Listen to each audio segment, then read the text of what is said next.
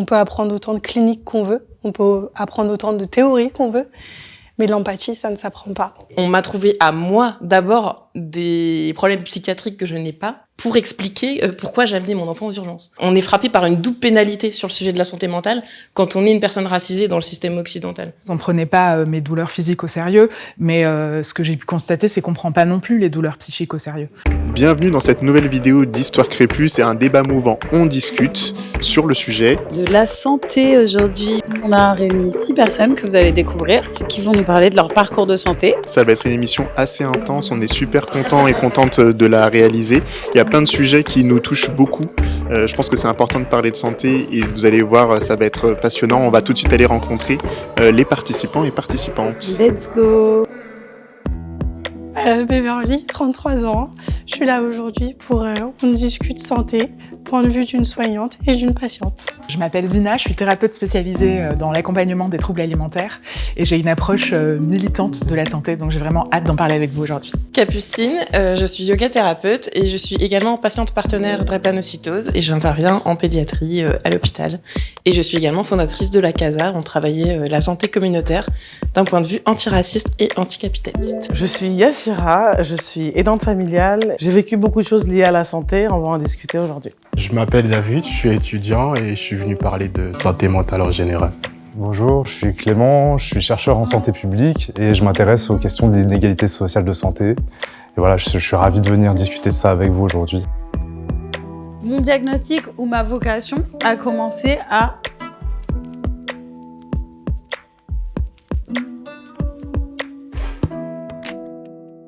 C'est à 9 ans que j'ai commencé à être bouboule, que j'ai pris du poids.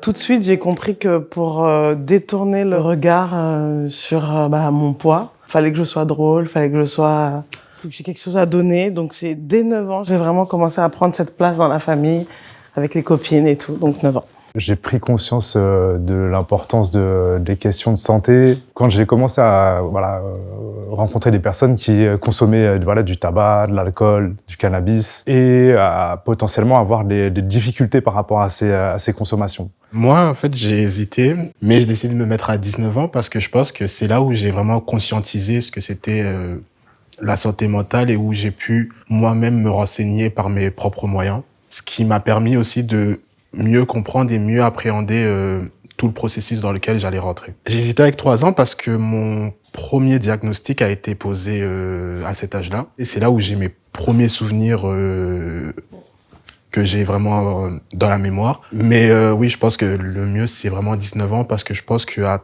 3 ans, même si on le dit, j'étais trop jeune pour conscientiser quoi que ce soit et c'était pas à moi qu'on m'a posé le diagnostic, c'était plus à mes parents et pas réellement à moi, David. Et c'est à 19 ans qu'on m'a dit à moi, David, voilà ce que tu es. Alors moi, je me suis mise à 20 ans, du coup, puisque mon premier diagnostic de syndrome des ovaires polykystiques est apparu sur une grosse prise de poids. Malgré cela, c'est les anciennes remarques, fermez la porte du frigo, faites du sport et vous perdrez du poids. Voilà. Ce qui, fort heureusement, n'est plus le discours d'aujourd'hui. Donc, je suis contente de voir quand même qu'il y a une certaine évolution entre quand j'ai été diagnostiquée à 20 ans et aujourd'hui où, en ayant repris des études à 30 ans pour les études de sage-femme, où du coup, je suis en lien direct avec ma pathologie. J'ai vu quand même l'évolution. Pareil parce que je suis en âge de procréer, tout simplement. Et par rapport à mes études, je me suis intéressée à faire une analyse de sang un peu plus poussée. Et donc, j'ai trouvé que j'ai été porteuse d'un trait drépanocytaire à 33 ans, du coup. Hétérozygote, donc. Exactement. C'est-à-dire que je dois faire attention aux partenaires avec qui potentiellement je pourrais avoir un enfant. Parce que si lui aussi est porteur d'un trait drépanocytaire, on a une chance sur 2 d'avoir un enfant malade de la drépanocytose. Alors moi, je me suis mise à 30 ans et ça va faire le lien aussi avec toi, Beverly, puisque c'est qu'à 30 ans, j'ai eu un enfant drépanocytaire. Et donc, c'est là où c'est venu me frapper dans ma chair. Alors que comme beaucoup de personnes dans le milieu antiraciste et comme beaucoup de personnes racisées, et moi, pour le coup, étant martiniquaise, en tant que personne ayant eu des personnes esclavagisées dans mes ancêtres, on a été vus essentiellement comme des corps, et même comme des corps qui sont des outils de production de capital. Et donc, il fallait se sortir de la condition d'être, en plus, à l'époque, j'étais métisse, fine, mais avec des hanches, avec de la poitrine, donc je correspondais à un truc un peu hyper sexualisé pour certains. Et donc, en devenant journaliste, il fallait que je me gomme de la question du corps, que je me masculinise peut-être un peu, ou en tout cas que j'essaye de cacher mes formes. Et donc, comme beaucoup, j'ai eu tendance à aller être seulement dans le mental et à vouloir être seulement dans l'intellectuel et la lutte politique, mais en étant vraiment très, très dissociée. Et au final, la question du corps, et ensuite en ayant subi des VSS, comme beaucoup de femmes, ça participe encore plus à se dissocier. Et c'est pour ça que je trouve chez les femmes noires, et notamment dans le milieu antiraciste et dans le milieu militant, en général, on arrive à 30 ans, on est complètement épuisé et on est surtout totalement dissocié. Et moi, ce qui est venu me rappeler au corps et à la question de la santé, c'est le fait d'avoir un enfant malade et de découvrir aussi cette pathologie. Parce que pour le coup, j'étais comme toi, porteur sain, mais je savais absolument pas que ça existait, la drépanocytose. On est devant la maladie génétique qui est la plus courante au monde. Il y a plus de 120 000 malades en France. Tout le monde sait ce que c'est la mucoviscidose parce qu'on en parle au Téléthon, mais en fait, il y a 10 fois plus de malades de la drépa, personne ne le sait. Donc pour le coup, moi je suis arrivée à l'âge de faire des enfants sans le savoir. La drépanocytose, c'est la maladie génétique la plus fréquente au monde. C'est une pathologie qui touche les globules rouges. C'est les globules rouges qui sont défectueux. Dès le moment où la circulation du sang peut être perturbée, c'est-à-dire en altitude ou des changements de température, les globules rouges vont se mettre en faucille et puis ça peut créer des crises vaso-occlusives. Donc il y a des vaisseaux qui se bouchent. Ce qui est très impactant quand on est sur des zones du corps qui sont irriguées par un seul vaisseau, notamment les petits os. Chez les enfants, ça se manifeste par exemple dans les pieds et dans les mains, les pieds et les mains gonflés. On est sur une maladie de la douleur. Les douleurs de crise drépanocytaire, elles sont à 10 sur 10 sur l'échelle de l'OMS. La particularité, c'est que c'est une pathologie qui touche essentiellement les personnes noires, mais pas que. On suppose en fait que le gène drépanocytaire est apparu pour résister face au palu.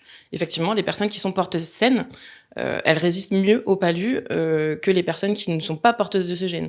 Par contre, c'est un gène récessif, donc on en prend un du père, un de la mère. Si on prend les deux qui sont drépanocytaires, par contre, ça fait un enfant malade. Le gros problème de cette pathologie, c'est que le fait qu'elle touche très peu les personnes blanches fait que y a très peu de travail dessus, en tout cas pas assez. Il y a à l'heure actuelle un seul traitement qui est la greffe de moelle osseuse, c'est ce dont mon fils a bénéficié, mais elle est pratiquée dans vraiment de très très très rares cas. En France, on arrive à vivre assez bien avec, je le mets avec beaucoup de guillemets, mais dans certains pays d'Afrique, par exemple, il y a une minorité d'enfants qui dépassent l'âge de 4 ans. Néanmoins, en France, je pense que les derniers chiffres, c'est à peu près un enfant par semaine qui meurt de la drépanocytose.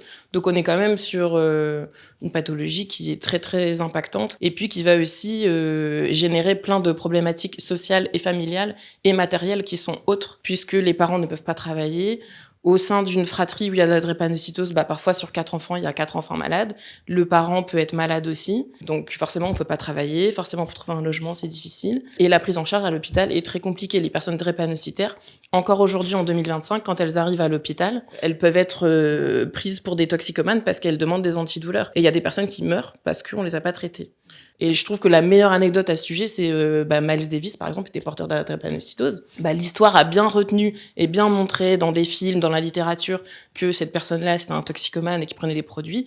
En fait, comme il n'avait pas de moyen de se soigner de sa drépa, il avait trouvé des produits. Donc c'est toujours la culture mainstream et le monde occidental a réussi à projeter en fait un imaginaire sur les personnes racisées qui souffrent de cette pathologie. Je me suis mise à 33 ans, comme Capucine, pas parce que c'est à 33 ans que ça a commencé, mais c'est à 33 ans que j'ai commencé à avoir une lecture politique de mon parcours de santé. Il y a eu plein de choses, À 8 ans, j'ai été mise au régime pour un surpoids imaginaire. Entre mes 19 ans et mes 27 ans, j'ai eu de l'errance diagnostique sur une maladie gynécologique qui s'appelle l'endométriose, parce que les femmes méditerranéennes ont toujours mal pendant leurs règles et qu'elles chouinent et que c'est normal et prenaient du Doliprane et ça va passer. En tant que personne grosse, j'ai aussi subi beaucoup de grossophobie médicale. Du coup, j'ai jamais eu de prise en charge adaptée. Ce qui fait qu'à 33 ans, non seulement j'ai pris la première fois la parole publiquement sur mon vécu, mais surtout, j'ai pris conscience que j'aurais pas de prise en charge autrement qu'en me formant moi-même. Et donc finalement, ma reconversion, à la base, c'était d'abord pour me soigner, et c'est avec le temps et les prises de parole et le fait d'être confrontée à de nombreux témoignages de personnes qui se reconnaissaient dans mon vécu que j'ai eu envie de pratiquer et qu'aujourd'hui j'accompagne des personnes. J'ai bougé parce qu'en fait, je suis aussi drépanocytaire AS, mais en fait, le fait que j'y pense pas et que je parle d'abord Je me questionne moi-même parce que je suis porteuse de la maladie, je suis pas malade. J'ai 2 sœurs qui sont décédées porteuses et ça m'a fait écho quand tu as parlé du diagnostic direct en urgence parce que ma première sœur est née dans les années 70. À l'époque, le diagnostic en Afrique, c'était qu'elle dépasserait pas les 13 ans. Et en fait, elle vivait en Norvège. Elle est arrivée avec la barrière de la langue. Elle parle français. Elle parlait anglais, mais bon, dans un hôpital norvégien de ville, en train de crier parce que les douleurs, effectivement, c'est la sensation que toutes les articulations sont en train de se briser très lentement. En tout cas, c'est ce qu'elle décrivait. Et ils l'ont mise en quarantaine pendant 1 mois en Norvège parce qu'ils savaient pas ce qu'elle avait, ils pensaient que c'était un truc de noir, enfin voilà. Et en fait, 30 ans, pareil, c'est pendant ma première grossesse, j'ai un test sanguin et c'est hétérozygote, ce que je te disais. Je découvre que je suis porteuse et ça a créé et en fait, je crois que j'ai du mal à le prendre pour moi. Donc pourtant, ouais, ça allait m'échapper si tu n'avais pas pris la parole. Dans ma famille, on parle beaucoup de santé.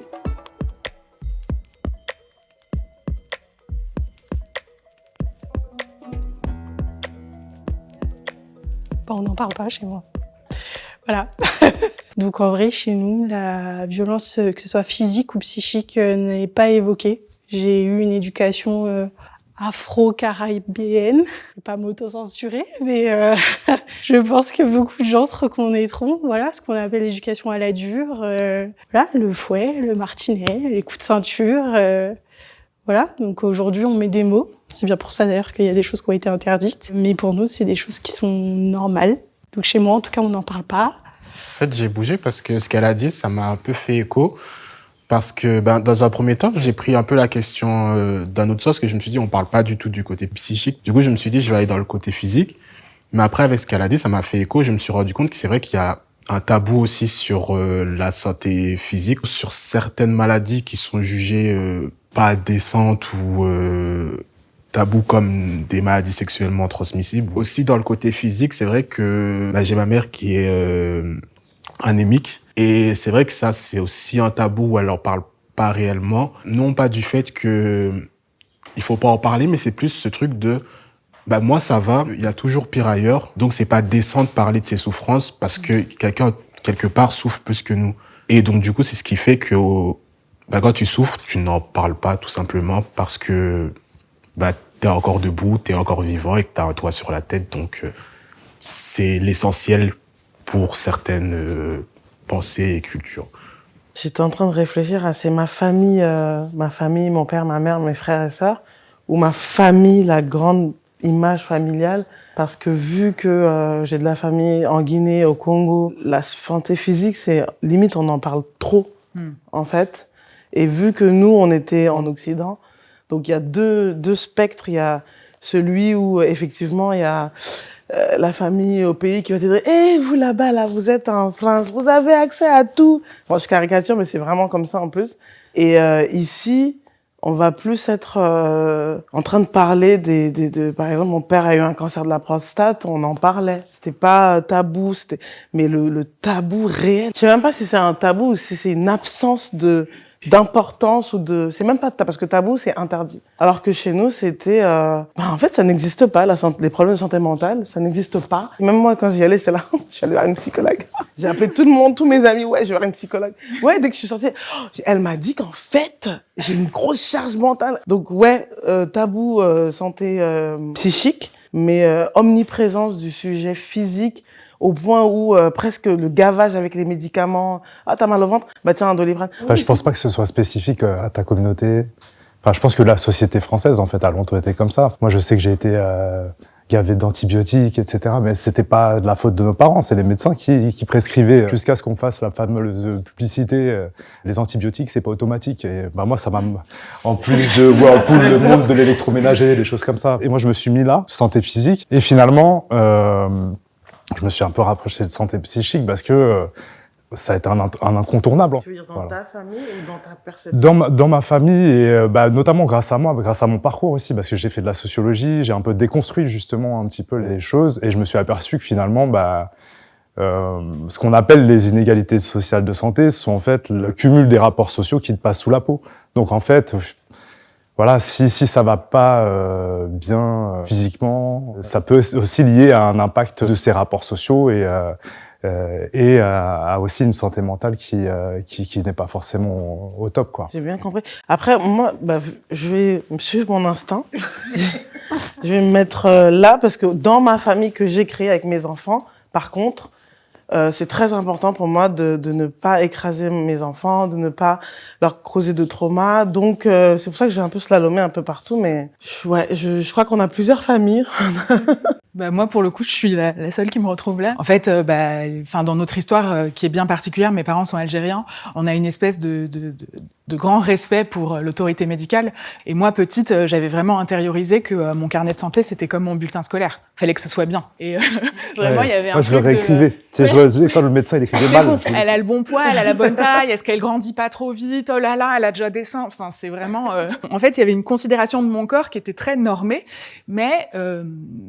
ce sont les normes blanc-triarcales. Et c'est intéressant parce que l'expression babtou pour qualifier les personnes blanches, ça vient de tbab, qui veut dire médecin, en fait. Et ça aussi, cette vision de la personne blanche qui est l'autorité médicale, qui a la blouse blanche, est vraiment un truc... moi, ça m'a beaucoup marqué quand j'étais petite parce que j'ai été mise au régime injustement à 8 ans. Le médecin estimait que j'étais dans la partie haute de la courbe de poids, alors que j'étais quand même dans la norme. Et du coup, mon père est vraiment rentré à la maison en mode c'est le médecin, il a raison. Et ma mère était là genre non mais attends, ça va, elle a l'air en bonne santé. Non, si le médecin a dit que, il faut. Et il y avait une sous-considération pour nos propres pratiques de médecine dans notre culture. Il y avait cette idée que la médecine occidentale, c'est le Graal. Le médicament, c'est le Graal, c'est ça la vraie solution. Après, il y a évidemment les tabous. Quand j'ai été diagnostiquée sur l'endométriose et que j'ai dit à ma mère, toutes mes règles douloureuses, c'est pas moi dans ma tête, il y a vraiment un truc. On en a parlé, je me suis rendu compte que beaucoup de mes tantes souffraient de la même chose, mais qu'elles avaient jamais osé le nommer parce que quand on avait ses règles, on s'enfermait 4 jours dans sa chambre et on se taisait. On parlait pas de sa douleur. Et du coup, il y a vraiment ce rapport à la santé qui a souffert de beaucoup de biais, des biais sur lesquels ma génération finalement a pu apporter quelque chose. À 39 ans, j'ai été diagnostiquée au potentiel intellectuel et avec un trouble de l'attention avec hyperactivité. C'est une façon de fonctionner neurologiquement qui correspond totalement à la façon dont j'ai toujours vu mon père fonctionner. Mais pour mes parents, aller chez le médecin pour ça, parce que mon père est dans la lune, parce que il oublie des trucs, c'était pas possible. C'était un luxe de blanc. Enfin, je vais le mettre entre guillemets, mais il y avait cette idée de faut vraiment avoir du temps et de l'argent pour aller raconter sa vie chez un médecin.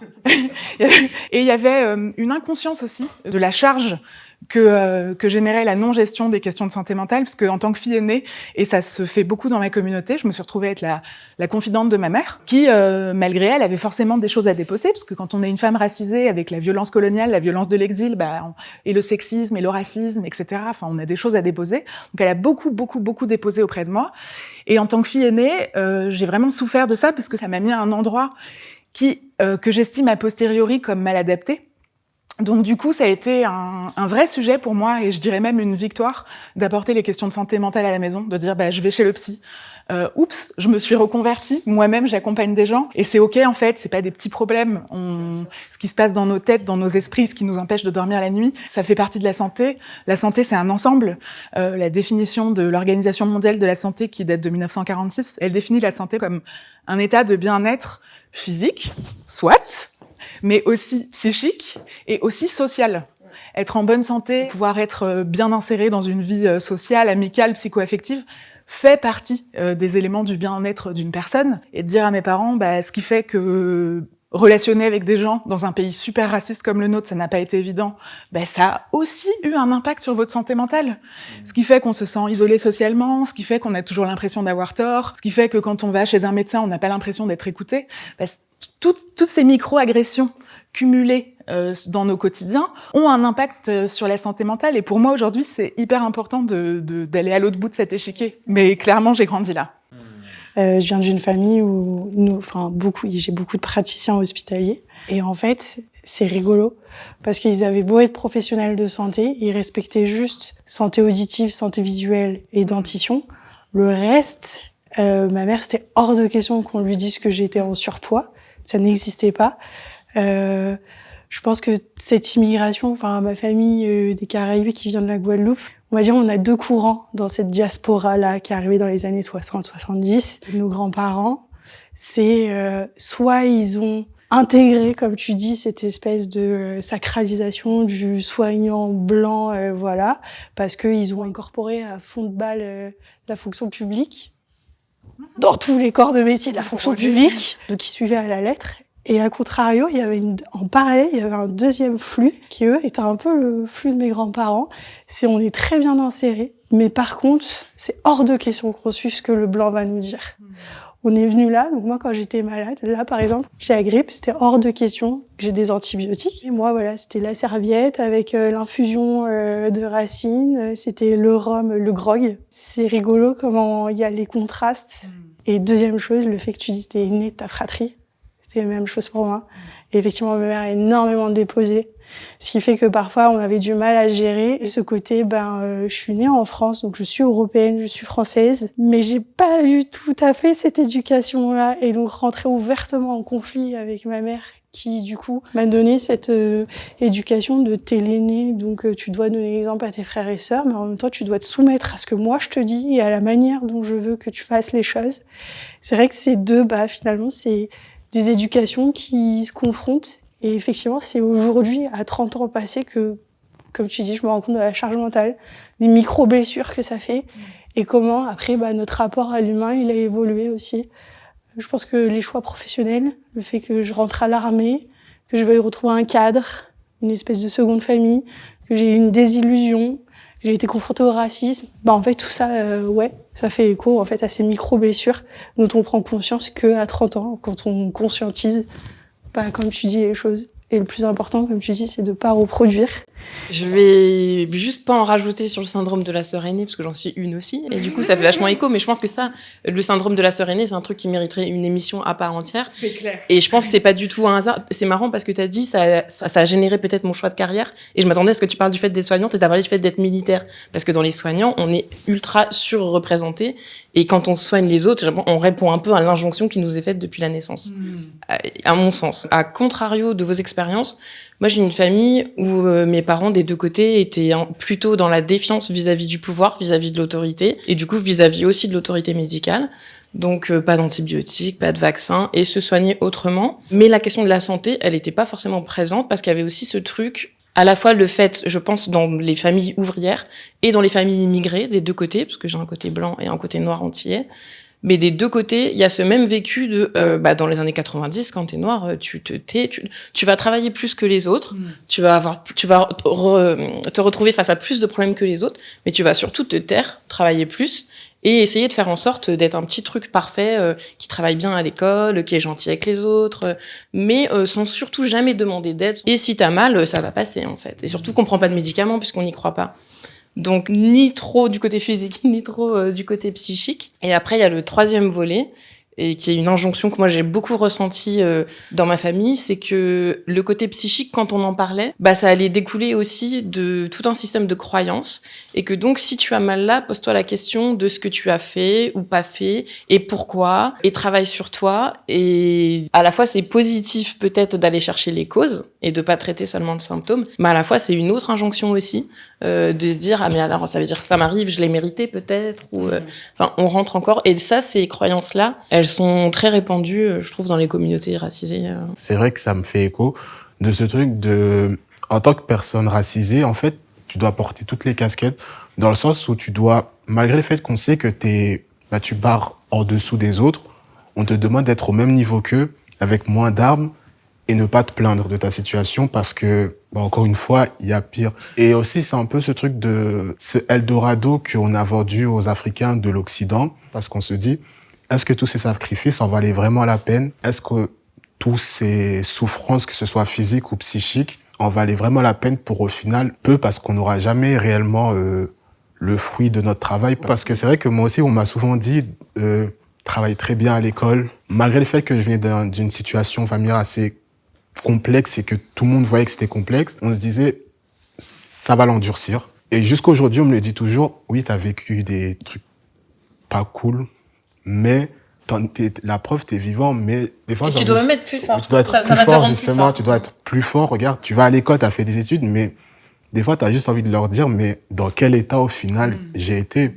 Et on aurait pu prendre ce temps de discours et de se dire que, OK, les personnes noires ont aussi un cœur, ont aussi un esprit aussi. Et juste de se dire que, OK, on va prendre le temps pour réparer les fautes qui, des fois, sont intergénérationnelles ou qui ne sont même pas dépendantes de nous. Je pense que ça aurait beaucoup pu m'aider. Je pense aider énormément de jeunes qui, aujourd'hui, même à l'école, on le voit qu'on n'a pas la même traitement où on va avoir des conseillères d'orientation où quand tu sais que la personne sait que tu es dépressive ou que tu es mal, ben on a moins ce truc de se dire « Ah, mais oui, le pauvre, regardez, il est pas bien ». Ce sera plus facilement de « Il a mal été élevé » ou « C'est un délinquant » ou bah, « Dehors, il doit traîner dehors » ou on met pas en cause la santé mentale des personnes racisées pour les gens. C'est plus facile de se dire ben c'est directement des délinquants ou c'est parce que dans d'autres pays, bah, c'est des sauvages, donc au final, c'est juste leur nature qui ressort, entre guillemets.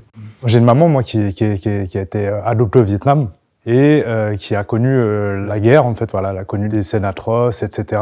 Et quand elle est arrivée en France, elle n'a pas été spécifiquement prise en charge pour notamment sa santé mentale. Et moi, j'ai grandi avec l'idée que ma mère était colérique. Elle était quelqu'un d'agressive. C'était toujours un peu expliqué, oui, mais elle est du Vietnam, c'est une femme vietnamienne, elles ont un peu le sang chaud, etc. Et donc, en fait, il y a une essentialisation des comportements. Donc, on trouve toujours une justification. Ah, finalement, ce qui n'est pas pris en compte, en fait. Enfin, je veux dire, c'est sa santé psychique, elle aurait pu être prise en charge si on avait dépassé ces stéréotypes.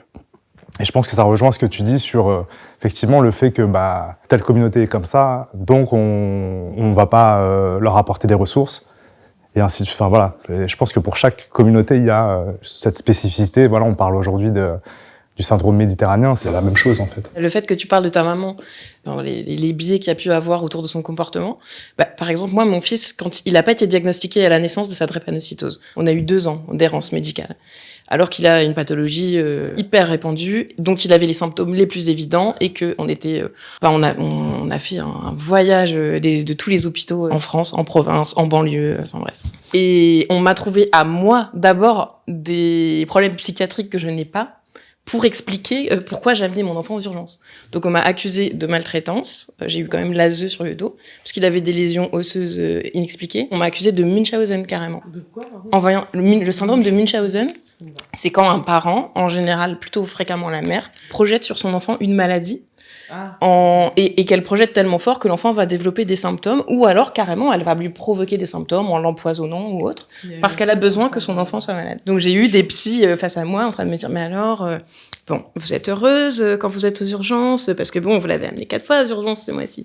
Et en fait, pendant ce temps-là, mon fils aurait pu mourir parce qu'il n'était pas soigné. Mais c'était plus évident pour les médecins d'aller diagnostiquer une femme noire d'un syndrome psy qui est ultra rare que de réussir à soigner un enfant qui avait une pathologie très banale avec les symptômes les plus évidents. On souffre de 2 choses quand on est une personne racisée avec la santé mentale. Alors, à la fois, on va être psychiatrisé à notre insu et même quand il n'y a pas lieu.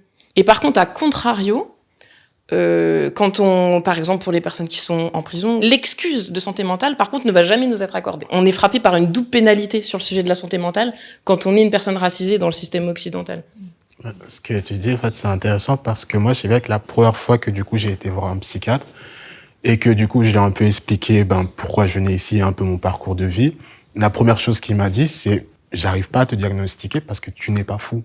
Et il n'arrivait pas à comprendre pourquoi je n'étais pas fou. Il comprenait pas pourquoi j'avais pas sombré dans la folie. Et jusqu'à aujourd'hui, tous les psychiatres que j'ai vus, ils ont eu toujours ce truc de, en fait, on peut rien faire pour toi parce qu'on n'arrive pas à comprendre pourquoi tu n'as pas sombré dans la folie. Ils n'ont pas les ressources, en fait. Oui, on a l'impression qu'ils sont démunis un peu, en fait, aussi. Et des fois, ils peuvent aussi, je sais pas si c'est de l'ego ou juste dire, en fait, on va l'expliquer, on va essentialiser, ça va être plus simple. Comme si c'était une sorte de raccourci qui les rassurait eux-mêmes. Donc, des fois, on a l'impression que c'est aussi ça, quoi. Moi, dans mon histoire avec l'endométriose, on prenait pas mes douleurs physiques au sérieux, mais ce que j'ai pu constater, c'est qu'on prend pas non plus les douleurs psychiques au sérieux. Et qu'il y a un truc de minorisation des symptômes qui est assez violent. Je sais pas si ça va disrupter complètement la discussion, mais depuis tout à l'heure, je me retiens et je peux pas. En fait, Une question, répondez-moi s'il vous plaît. Les problématiques qu'on vient d'aborder depuis le début, ça nous touche parce qu'on est des personnes racisées, mais ça touche aussi à des personnes non racisées. C'est peut-être une déformation professionnelle de communicante. J'ai pas envie de porter le poids de mettre la couette que sur moi. En fait, je sais pas si vous voyez où je veux venir. C'est vrai qu'en tant que personne racisée, on a vécu des choses horribles, imbuvables. Mais je crois que le curseur, il est plus social. Le côté économique, le côté... Il y a quelque chose dans toutes nos histoires qui me fait penser à ça, en fait. Moi, par exemple, le mot racisé, c'est vrai que j'ai vraiment du mal. C'est pour ça que depuis le début, je le prononce Faut sortir pas. les choses, faut pas te taire. Racisé, je n'aime je n'aime pas ce mot-là parce que dans la base déjà du mot, il y a le mot race et voilà, pour moi, on est des êtres humains. Non, Voilà. Ça, c'est l'éternel Les débat. animaux ont des races, l'être humain, c'est l'être humain. Donc le mot racisé, je n'aime pas ça. Et pour ta question, je vois où tu veux en venir et je suis d'accord avec toi. Il faut pas que se mette que la couette sur personne dit racisé pour ceux qui se retrouvent dans ce mot-là et il n'y a pas de souci.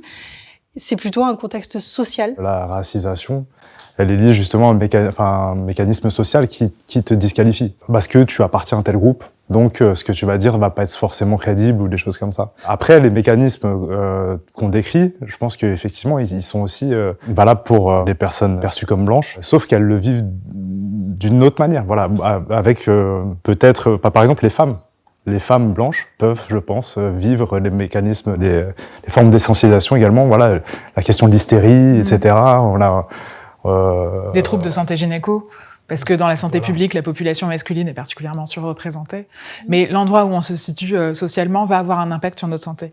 Le fait d'avoir vécu une expérience d'exil, d'immigration, ou d'avoir des parents qui ont vécu une expérience d'exil ou d'immigration, dans une France raciste, coloniale, qui veut pas regarder son passé en face, ça a un impact sur la prise en charge de nos santé. En fait, racisé, je le vois vraiment comme un adjectif au milieu d'un contexte où on est racisé dans un pays raciste. Et on adorerait dire que y a qu'une seule race et c'est la race humaine, mais en fait, ce discours universaliste, il a tendance à invisibiliser les problématiques auxquelles on est confronté en tant que personne non blanche. il y a des discriminations. Mais c'est pour ça que je parle de social, parce que mon père, quand il est arrivé d'Afrique, dans les années 70, c'était diamantaire. D'ailleurs, c'est pour ça qu'il a rencontré ma mère au Congo, c'est le pays du diamant. Il est venu ici, il avait les poches pleines. Et le traitement que mon père a eu était différent. C'est pour ça que je parle de social, parce que l'argent enlève le racisme, malheureusement.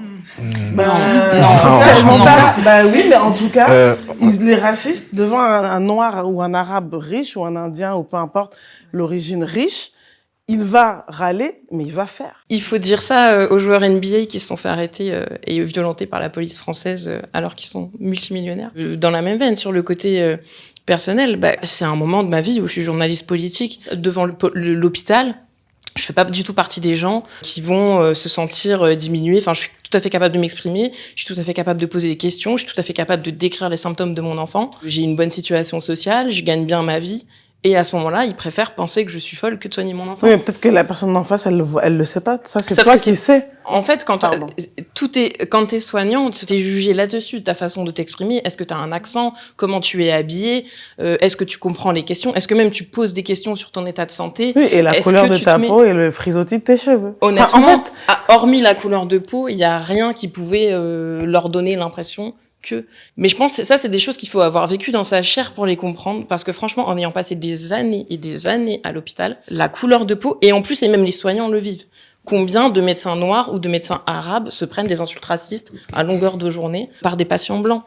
Et là, pour le coup, en face d'eux, ils ont un sachant, ils ont quelqu'un qui a fait des études, ils ont quelqu'un qui a un diplôme, ils ont quelqu'un qui est là pour les soigner.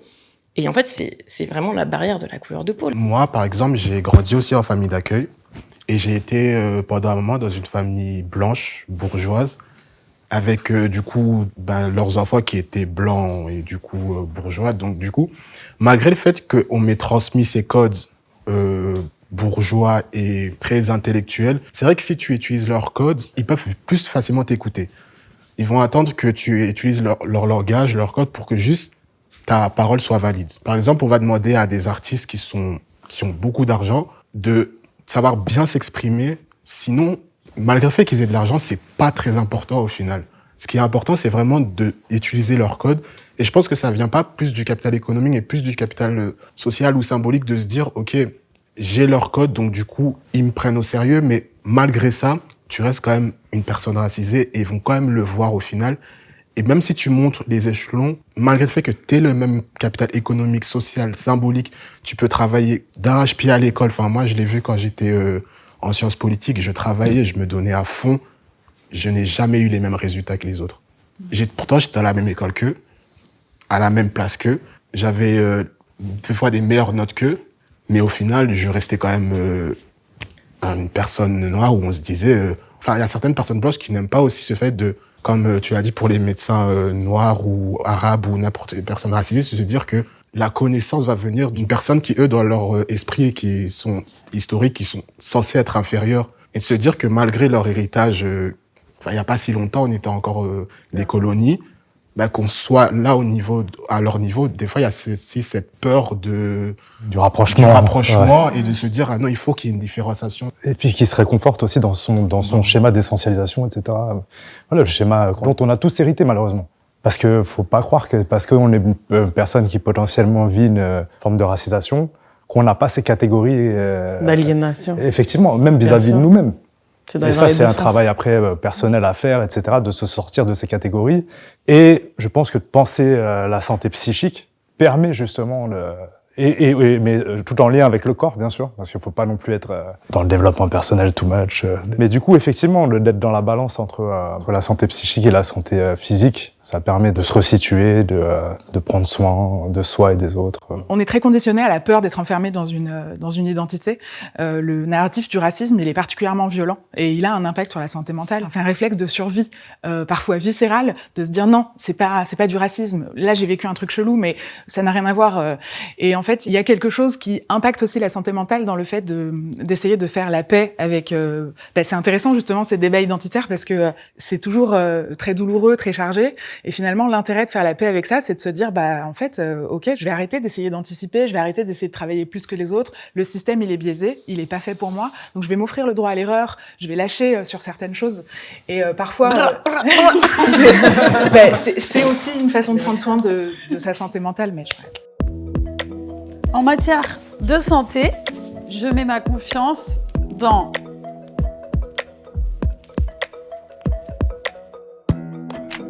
On est tous au milieu, là? Ouais. Je me mets derrière, alors. En tant que soignante, je suis forcée de reconnaître qu'il y a des preuves et des données scientifiques qui nous permettent quand même aujourd'hui de prendre en charge beaucoup de pathologies, de les accompagner au mieux, de les aider à guérir ou au moins à vivre leur maladie le mieux possible. Maintenant, il y a un côté spirituel que j'ai sur le mental. Comment aussi, quand on est malade ou qu'on a quelqu'un en face de nous qui est malade, quelles sont nos propres ressources? Qu'est-ce qu'on a en nous? Est-ce que c'est notre foi spirituelle, qu'elle soit religieuse ou pas, des croyances ou pas, notre propre force à nous, physique, parce qu'on se fait confiance, on a confiance en notre mental, on a confiance en notre corps, et on se dit qu'on va y arriver. Pour moi, en tant que soignante et patiente, je suis d'office au milieu. Je me mets plus du côté de la médecine à mi-chemin parce que la médecine, notamment en France, a sauvé ma mère 2 fois parce qu'elle a fait 2 ruptures d'anévrisme. À chaque fois, c'est moi qui étais avec elle et je la voyais vraiment avec les mains, la mousse au coin de la bouche. Et si elle n'avait pas été transportée directement à l'hôpital de La Fontaine à Saint-Denis, que beaucoup critiquent alors que leur service d'urgence, voilà, ils font vraiment un bon travail, ils font ce qu'ils peuvent. Elle a été envoyée à la Riboisière et ils l'ont opérée. J'ai vu de très près, j'ai parlé avec les docteurs. Je suis extrêmement croyante, j'ai la foi, mais je pense que Dieu, quand il répond aux prières, quand il exauce, quand il guérit, il passe par les mains des docteurs. Donc, ok. Pareil pour mon neveu, je vous ai parlé de son insuffisance rénale. Il a été greffé à Necker. Super. Il a perdu son greffon, là, il est encore en attente. Mais les médecins, ils font un travail magnifique. Il y a rien à dire. Par contre, mais là, vous êtes même pas prêts pour la dinguerie que je vais vous raconter. J'arrive avant le Covid chez une gynécologue. Sur Internet, c'était la meilleure en problème de stérilité. J'ai 127 kilos. Je vous jure, j'arrive. On dirait que je lui ai dit, je suis le mal incarné. Vous faites 127 kilos. Elle avait les larmes aux yeux. Mais vous êtes en obésité morbide. Mais c'est pas possible. Vous ne pourrez jamais avoir d'enfant. Elle me l'a dit comme ça. Elle m'a dit, revenez quand vous aurez perdu 40 kilos. Mon mari est avec moi et il me dit, c'est pas, on s'en fout. Je lui dis, non, c'est la meilleure de Paris. Donc, je continue à la voir pendant quelques semaines. Elle me prescrit des examens. Il y a un examen qui s'appelle l'hystérosalpingographie. Je n'oublierai jamais cet examen. Ça fait tellement mal. C'est pire que l'accouchement. Ils vous font passer un liquide fluorescent dans les trompes pour voir est-ce que les liquides passent bien. Ça fait hyper mal. Ils vous disent, mettez-vous sur des côtés, mettez-vous. C'est horrible. Elle regarde la trompe comme ça. Elle me dit, ah, mais elles sont pas belles, vos trompes. On va devoir vous les couper. Mon mari me dit, allez, lève-toi, c'est bon. Je sors, je pleure, je suis convaincue que je suis une grosse dinde, je mange trop, c'est à cause de moi. On part en Afrique. Et allez, 3-4 mois après, je tombe enceinte. Elle était rentrée dans ma tête. Pour moi, j'étais stérile. Et en plus, là, je passe les détails. Elle ne m'a jamais auscultée. Elle m'a jamais regardée. Et ça, je comprends quand vous parlez de racisme, etc. Pour les personnes racisées, je la dégoûtais. Je voyais que devant elle, elle avait une grosse femme noire, la caricature de la grosse noire. Je le voyais vraiment. Et quand tu as dit il faut le vivre dans sa chair, je l'ai vécu. Je me sentais moins femme que toute autre femme, en fait. Comme tu l'as dit, il y a plein de choses super avec la médecine. J'ai vécu des expériences médicales horribles, mais j'ai aussi vécu des expériences médicales réparatrices. C'est du soin. J'ai cette hyper conscience que la médecine, c'est une science humaine. Et donc, comme toute science humaine, elle est forcément perfectible. L'espace de soins, l'espace médical, c'est un lieu de reproduction des dynamiques violentes. Donc, on a parlé du racisme, on a parlé du sexisme, mais il y a aussi le validisme, il y a aussi l'expérience que tu viens de partager, c'est une expérience de grossophobie médicale. Donc, je crois que notre rempart vis-à-vis de ça, c'est je me mets pas au bout, parce que c'est pas la foi. Enfin, pour moi, c'est pas la foi, c'est l'intuition.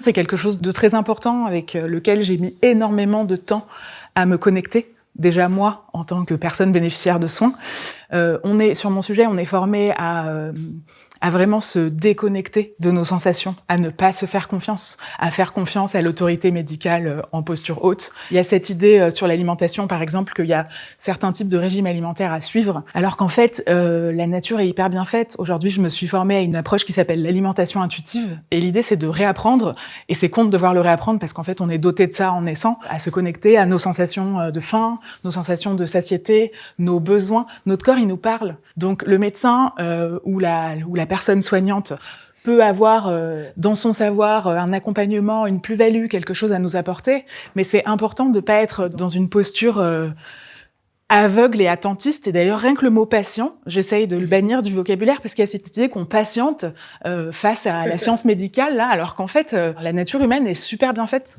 Donc, je rejette vraiment pas ni la médecine ni le corps médical parce que je crois que c'est des outils précieux.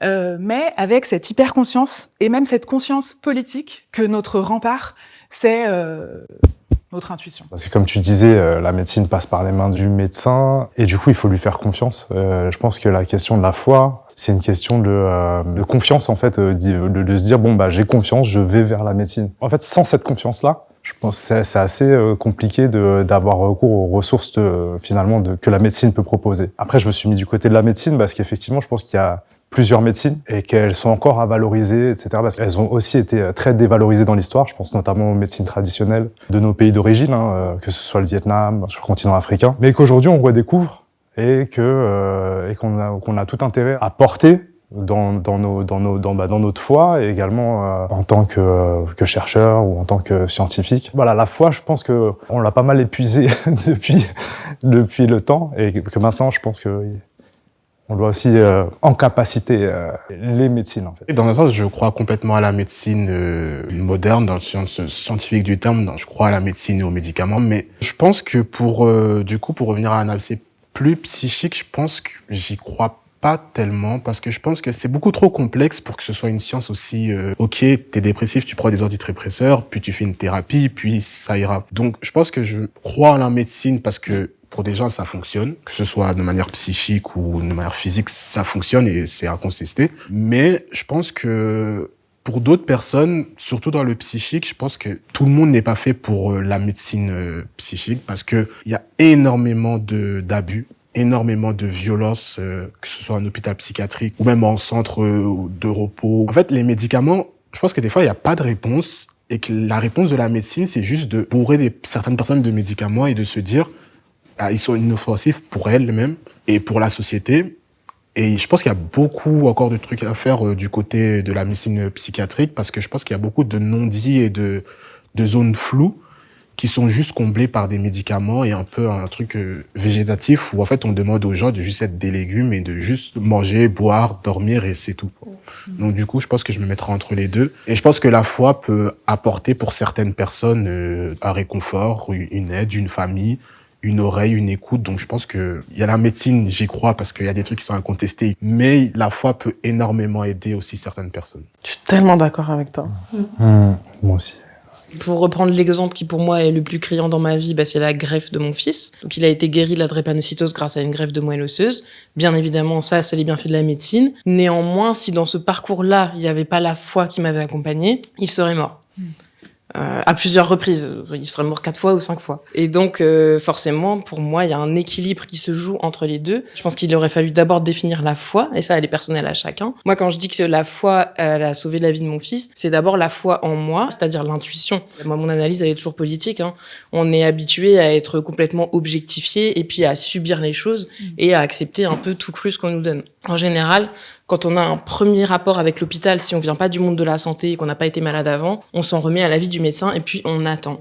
Quand on a un parcours d'errance diagnostique, on est déjà invité, on est obligé de se creuser la tête seul. Et du coup, au fur et à mesure des erreurs médicales, au fur et à mesure des fois où on est renvoyé chez nous avec du Doliprane, alors que notre enfant, il aurait dû être hospitalisé en réanimation, on est obligé de prendre conscience de son propre pouvoir. Et quand enfin le diagnostic tombe, on se dit, ah oui, ok, j'avais raison. Ok. Tu prends conscience à chaque fois des biais raciaux, de tous les biais que tu subis et qui font que tu es mal soigné. Et à ce moment-là, que ça soit une foi en Dieu, en l'univers, en tout le truc New Age que tu veux, ou juste te connecter à ton intuition et ton ressenti, mais au final, tu deviens acteur de ta guérison.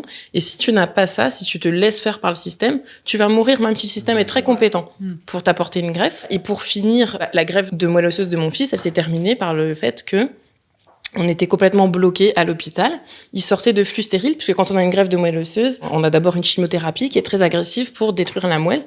Et la moelle, c'est des cellules souches. Donc, on n'a plus de cellules souches dans le corps. Donc, l'enfant, il est comme une enveloppe vide, un peu. Et la première chose qu'on attend après la greffe, c'est qu'il fasse des globules blancs pour qu'il puisse sortir du flux stérile. Parce que tant qu'on n'a pas de globules blancs, on n'a pas de système immunitaire, on est enfermé dans une bulle. Donc tous les jours, les parents, dans ce service-là, à Necker, on est tous accros, on regarde le taux de globules blancs tous les jours, même plusieurs fois par jour. Et puis le jour où mon fils a commencé à faire des globules blancs, c'est ce jour-là que les médecins ont choisi pour m'annoncer que ce qui était incroyable, c'est qu'en fait, il faisait pas de globules rouges.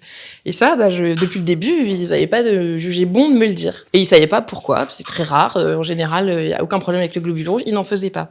Donc on était dans une situation de stagnation totale à l'hôpital. Donc le reste de ses fonctions est remonté progressivement, jusqu'au moment où les médecins ont dit, on va vous faire rentrer. Donc il fonctionnait du coup en étant transfusé tout le temps, parce qu'il faisait pas de globules rouges. On va vous faire rentrer à la maison, puis on verra ce qui se passe, mais a priori ça n'a pas marché, et vous allez devoir revenir pour refaire une greffe. Okay. Et en fait, je rentre à la maison, et mon fils, le fait de retrouver son frère, ses Playmobil et son lit, 1 globule rouge, 2 globules rouges, 3 globules rouges, et il a plus jamais été transfusé. Les médecins savent absolument pas pourquoi. Et en fait, eux-mêmes, même si quelqu'un est un grand spécialiste de l'hématologie qui travaille à Necker, c'est lui qui vous dit on va le sortir de l'hôpital puisque là on stagne et on peut rien faire. Et c'est pour ça que, au final, même c'est à travers le parcours médical que j'ai pu acquérir une autre foi, ou une autre solidité dans la foi en tout cas. Ça montre aussi qu'il y a une vraie méconnaissance de la drépanocytose, parce que tout à l'heure aussi tu parlais d'altitude. Quand je prends l'avion, à un moment, j'ai des malaises trop bizarres. J'ai l'impression que j'entends plus rien. Et quand j'étais petite, j'avais toujours des problèmes de globules. Mais en fait, il y a une énorme méconnaissance. Mais en tout cas, dans le cadre de la drépanocytose, il y a beaucoup de recherches sur les personnes SS. Quand tu es porteur sain, on te dit t'es porteur sain. La vérité, c'est pas vrai. Parce qu'on est très anémié et on a des symptômes. Et il y a beaucoup de personnes, porteurs sains, AS, qui ont plein de symptômes. C'est exactement ce que tu dis. On a plus ou moins des symptômes, plus ou moins des signes cliniques.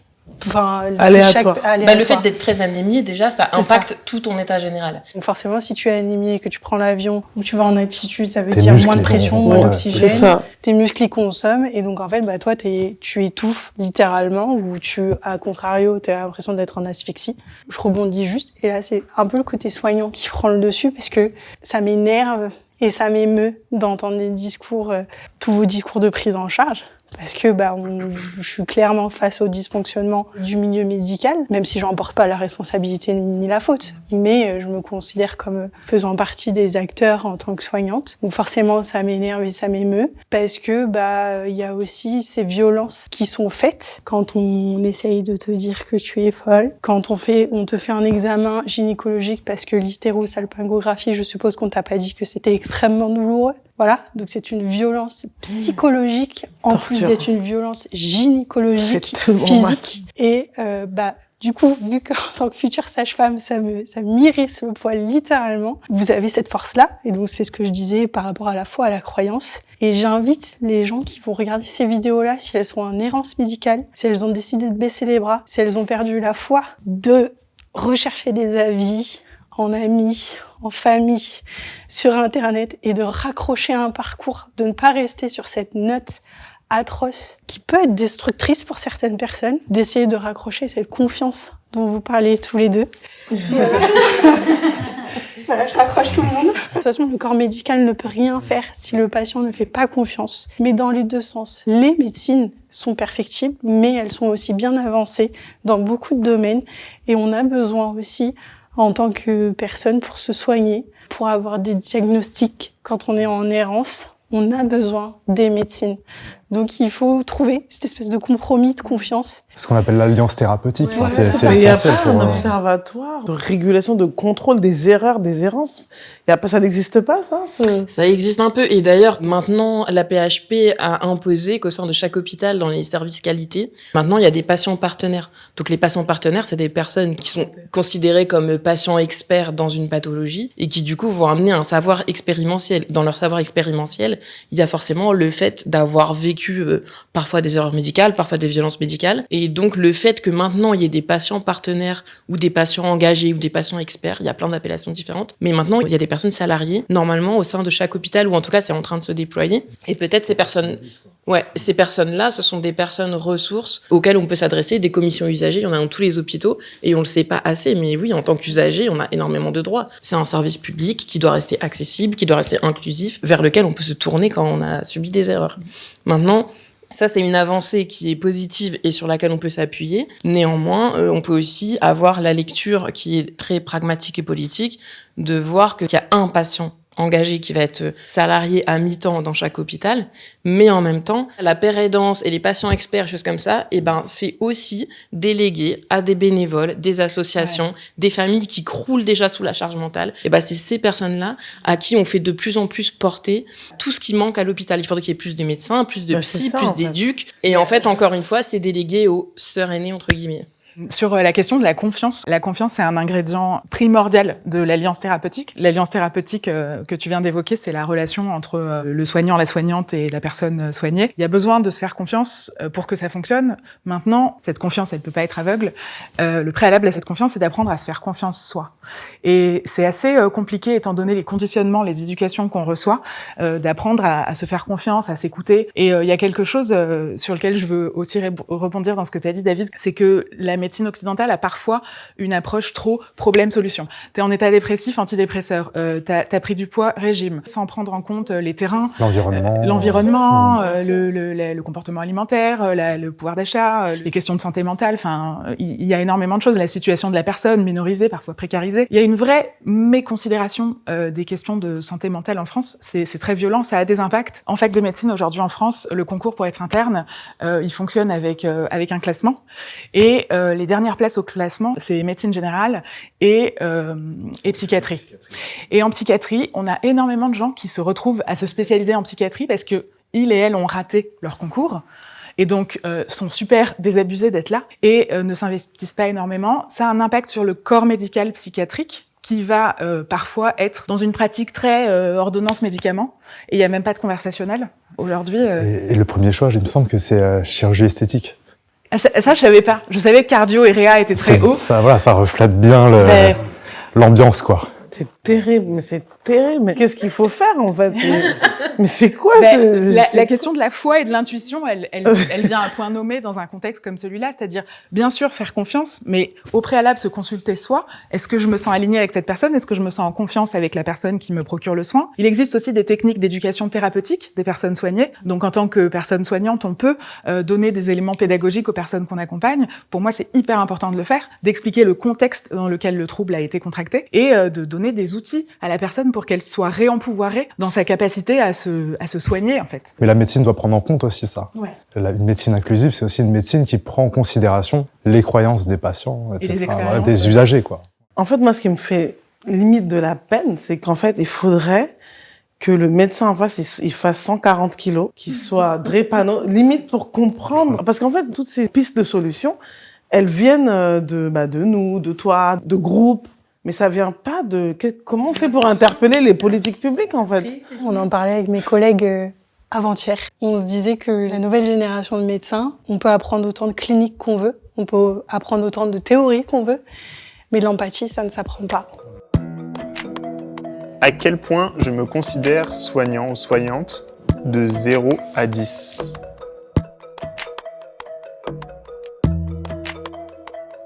T'as l'air d'hésiter, Clément. Ouais, c'est une vraie question. Pour moi, en fait. Après, voilà. J'ai fait de la sociologie, je me suis orienté vers la santé publique. J'ai trouvé des ressources dans la sociologie qui, je pense, ont été thérapeutiques pour moi, sachant que j'ai jamais été accompagné par un psychologue ou quoi que ce soit. Et je pense que le fait de déconstruire pas mal de choses, notamment voilà la question des rapports sociaux, l'histoire des migrations, pour me situer dans l'échiquier social, politique, et pour mieux savoir d'où je partais.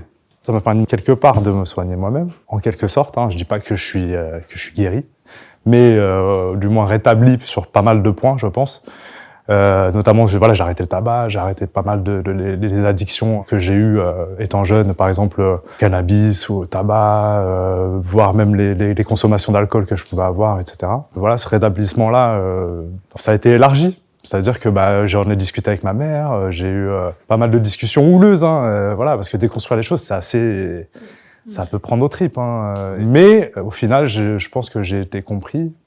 L'amour d'une mère pour son fils, ça, c'est incroyable. Non, mais on nourrit aussi un processus thérapeutique quand on est dans cette démarche-là et quand on réfléchit à ces choses-là. Et donc, effectivement, voilà, je ne me considère pas comme un soignant d'un point de vue médical, etc. Mais quelque part, je contribue à une forme de soin collectif, parce que la santé est aussi collective, et ça, on l'oublie. Du coup, au milieu, mais en fait, plus peut-être un peu par là, parce que vu que maintenant, je suis docteur en santé publique, je suis fier de le dire aussi, et de l'assumer. Après, je laisse aux soignants leur casquette de soignant. Je tiens quand même à dire que voilà, ils font quand même des actes techniques, ils réfléchissent beaucoup, davantage à des procédés de soins auxquels moi je vais pas spécifiquement réfléchir, mais plutôt amener des réflexions autour du contexte et de la relation justement soignant-soigné. Moi, je me suis mis direct à droite. Et pour moi, l'idée du soin, elle est à définir de façon beaucoup plus large, beaucoup plus holistique. On n'a pas employé le terme professionnel de santé. On n'est pas dans des questions de profession réglementée, non réglementée, médecin, corps médical, paramédical et tout le système de caste. On est vraiment dans est-ce qu'on considère qu'on est soignant, soignante? Eh ben, je pense qu'on est tous soignants, soignantes. Je pense que le soin, c'est aussi, c'est tout bête, mais c'est prendre soin de pas interrompre la parole de quelqu'un d'autre quand on échange. C'est faire attention aux gens qui sont autour de nous. C'est du soin vis-à-vis de soi, c'est du soin vis-à-vis de l'autre. Et il y a aussi le soin qui est collectif. Je suis totalement d'accord avec toi. Je crois que on peut, en tant que collectif, je pense aux soins intracommunautaires, je pense au militantisme politique qui peut aussi apporter une forme de réparation. Le soin, c'est quelque chose de très large, comme toutes les personnes minorisées. Quand je me suis reconvertie, il y a eu la question de la légitimité. Je suis profession non réglementée, mes soins ils sont pas remboursés. Et du coup, il y a cette idée de est-ce que je suis légitime à partir du moment où le système ne me légitime pas? Et ça a été un vrai processus pour moi d'empouvoirer le narratif, de le reprendre, de le torsionner et de moi prendre la plume et de dire mais c'est moi qui valide pas ce système. Tout ce qu'on critique depuis le début de nos échanges, c'est quand même assez criant que ce système il est perfectible. Et en fait, il y a plein de choses que je fais qui sont du soin. Quand je prends la parole sur certains sujets, c'est du soin. Quand j'écoute d'autres personnes, des témoignages qui viennent moi me réparer, c'est du soin. Quand je vous écoute parler depuis tout à l'heure, c'est du soin aussi. Et en fait, que ce soit remboursé, pas remboursé, on s'en fout. Et parfois, j'ai même dans mon cabinet des personnes qui sont malades suite à la façon dont elles ont été discriminées, maltraitées, micro-agressées par des personnes qui sont reconnues par le système. Donc je me rends compte que c'est très important de pas utiliser la légitimation du système, de l'institution, comme curseur, comme référence pour se définir comme soignant, soignante ou pas. On est tous soignants. À notre niveau, à notre échelle. Déjà en se soignant nous-mêmes, en faisant une simple introspection sur nous-mêmes. En anglais, le terme care, qui est prendre soin, il est un peu mieux adapté que le mot soigner français. Parce que prendre soin, ça englobe vraiment tout. Et ça ne désigne pas forcément quelqu'un comme soignant, mais comme quelqu'un qui prend soin d'eux. Et derrière, on met ce qu'on veut. Soin de soi, soin des autres.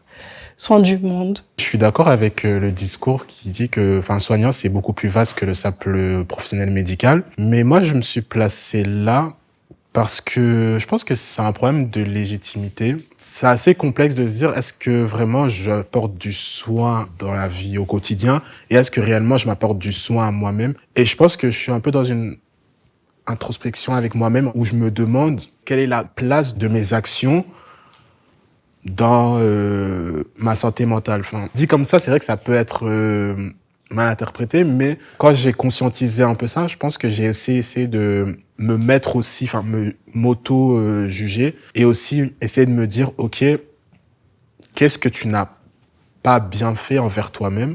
Et je pense que c'est dans cette optique pour laquelle que je suis en train de travailler que je préfère me placer là pour le moment, me dire que quand j'aurai répondu à cette question, je pense que peut-être que je me placerai là en me dire que ok, j'apporte du soin, mais tant que je sais pas quel soin je me suis apporté à moi-même, par peur de légitimité, je préfère par sécurité entre guillemets ou par facilité me placer là et me dire que je ne suis pas un soignant. Je veux pas porter cette casquette de soignant. Peut-être aussi elle est trop lourde symboliquement pour moi de me dire moi-même je suis pas au meilleur de ma forme, quelle légitimité j'ai à me dire soignant pour quelqu'un d'autre. Donc, c'est pour ça que je préfère être là pour le moment.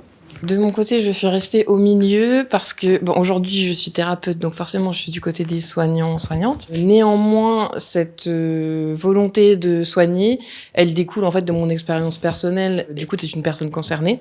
Et c'est le fait d'être une personne concernée qui a provoqué mon engagement, mon envie de formation. Et je pense qu'en plus, dans le soin, c'est très important de conscientiser aussi, de rester dans cette position-là, de garder son savoir expérimentiel et de pas forcément se mettre en position de sachant. On est aussi tous une personne soignée, à différents moments de nos vies aussi. Et qu'en général, je pense que de la même manière qu'on est tous et toutes soignants, on est tous et toutes aussi des personnes concernées par différentes problématiques. La double casquette, elle fait que je vais rester positionnée au milieu.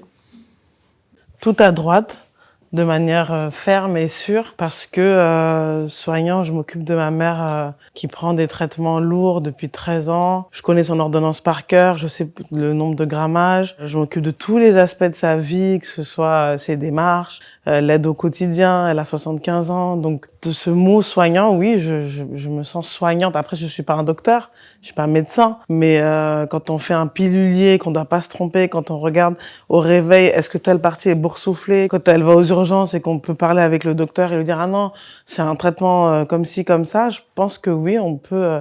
C'est pas évident, c'est vrai, et vous l'avez abordé tous les deux, Zina et David, parce que justement il y a les années d'études des médecins. On peut pas se dire oui parce que voilà, je sais comment faire, je me compare à vous, mais on soigne. Moi, quand on dit soigner, ça me fait penser à quand je dis à ma petite, oh, t'as un bobo, je vais te soigner, quand je fais semblant de souffler sur ses bobos. Et c'est vrai, c'est très intime, c'est très, ça relève du bien-être, de faire du bien, d'éradiquer la peine, la douleur. Ma mère, j'appuie beaucoup sur elle parce parfois, elle me demande, elle oublie un peu et elle me dit, mais dans ma vie, j'étais comment? Et je lui dis, je mens pas, mais je dis, tu as fait des très grande chose, maman, t'as fait ça. Elle me regarde, elle dit, ah ouais? C'est comme un bonbon pour son âme.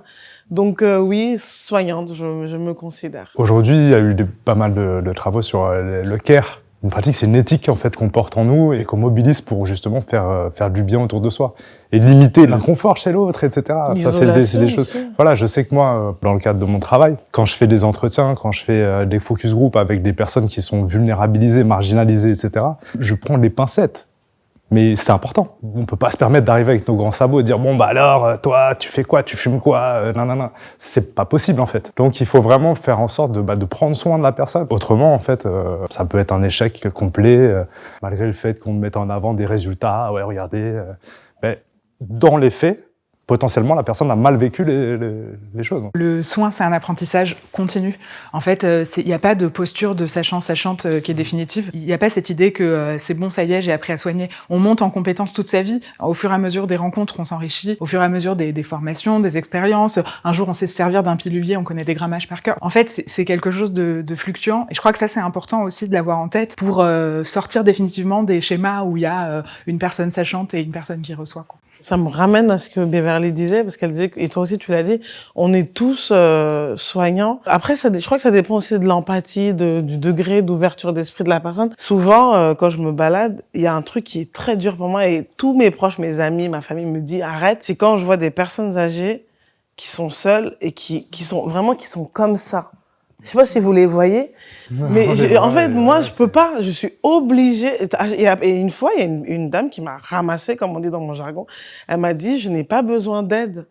Ça va. Mais dans tous les cas, cette notion de soignant, on prend soin de tout le monde, c'est pas le monde des bisounours. C'est vrai qu'il y a une disposition naturelle en général, normale avec la société, voilà, à aller vers l'autre, à aider, à prendre son sac. Enfin, je suis pas sûre que ce soit tout à fait naturel.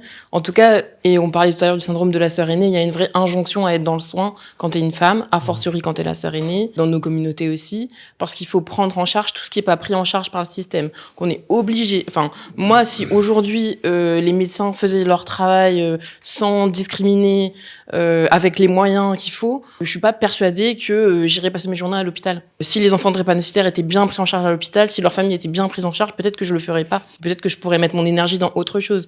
Mais à l'heure actuelle, pour moi, d'abord, d'une part, il y a une injonction dans l'éducation des femmes quand même à prendre soin. Et en plus, il y a la nécessité sociétale parce que toutes ces discriminations, toutes ces oppressions, elles font que on est obligé. Les aînés, s'ils étaient bien traités, bien entourés, peut-être qu'on n'aura pas besoin d'aller les aider dans la rue parce qu'ils auraient leur famille autour d'eux. Enfin, il y a tout un système, comme de même que les nouveau-nés, toute la question autour de l'accueil d'un enfant, comment il faut aider les jeunes mamans. Enfin, c'est des choses où il y avait d'autres réflexes avant et où aujourd'hui, au final, on se retrouve à devoir gérer par nous-mêmes ce que le système ne prend pas en charge et que la communauté familiale ne prend plus en charge parce que dans la vie occidentale, la communauté familiale et sociale autour, on dit il faut tout un village pour que ça marche, une famille ou l'éducation d'un enfant. Ça, c'est quelque chose qui s'est un peu perdu et ça nous oblige à être dans le soin peut-être plus que ce qu'on devrait. Il y a l'éducation des hommes aussi. Enfin, tu vois, sur ces questions-là. Il y a une émission spéciale pour ce sujet. Il y a aussi une sur-responsabilisation des individus dans leur prise en charge, dans leur parcours de soins, que je trouve important de dénoncer parce que on va être entre deux extrêmes où d'un côté, on va sur-responsabiliser les individus en leur disant c'est à vous de faire ce qu'il faut, si vous êtes malade, c'est que vous n'avez pas fait ce qu'il faut. Et d'un autre, on va les déposséder de leur capacité à se soigner, genre c'est nous les médecins, c'est nous les professions sachantes. Et du coup, je crois que le soin, en tout cas, j'ai cette conviction profonde que c'est la troisième voie, que c'est je suis en mesure de me réempouvoirer et de m'apporter du soin, mais aussi de prendre soin de mes proches ou même de personnes totalement inconnues que je vais croiser et de pas être dans une ignorance de la souffrance autour de moi. Et en même temps, je peux faire confiance à d'autres personnes pour m'accompagner dans cette prise de conscience. Après, c'est vrai que le problème de ça, enfin problème entre guillemets, la limite de ça, c'est que il y a des thérapeutes qui viennent avec de toutes nouvelles méthodologies qui vont parfois être contre-productives. Je me souviens que quand ma mère, elle a eu son premier AVC, elle avait un groupuscule, je vais même pas donner de la visibilité à ce groupe, qui lui disait non, il faut arrêter tous les traitements, bois de l'ail pendant tant de temps. Malheureusement, ils ont toute une ribambelle de personnes qui les croient, qui appliquent parce que ça a un petit peu marché ou non. En fait, tout ça, ça me ramène encore à une question de haute autorité, de contrôle, de régulation. Je pense que c'est ça le chaînon manquant parce que Oui, c'est vrai que il y a une troisième voie possible, mais en me mettant dans la peau d'une personne qui a une pathologie ou qui a été mal diagnostiquée, qui a une erreur de parcours, qui est en errance, mais comment il fait pour savoir que là aussi, il doit se sentir en confiance? Comment il fait pour remettre en question le diagnostic du médecin? Et du coup, ça a créé un flou, comme tu disais tout à l'heure, par rapport à la santé mentale. En fait, limite, je suis un peu stressée. Je me dis, mais en fait, ça va pas, en fait. Qu'est-ce qu'on va faire, les gars? Qu'est-ce qu'on fait? Les 20 dernières années, il y a eu tout un courant, justement, d'une certaine revendication de la part, du coup, des patients, qu'on leur explique beaucoup mieux les pathologies, qu'on leur indique les outils qui pouvaient être mis à leur disposition. Et en fait, ces informations-là leur permettaient de se responsabiliser, de prendre part en fait aux décisions, ou en tout cas de comprendre les décisions médicales qui sont prises, les orientations médicales qui sont prises, les traitements qui sont pris, avec leur coopération. Et justement, c'est ce qu'on a dans la charte, par exemple, du patient hospitalisé.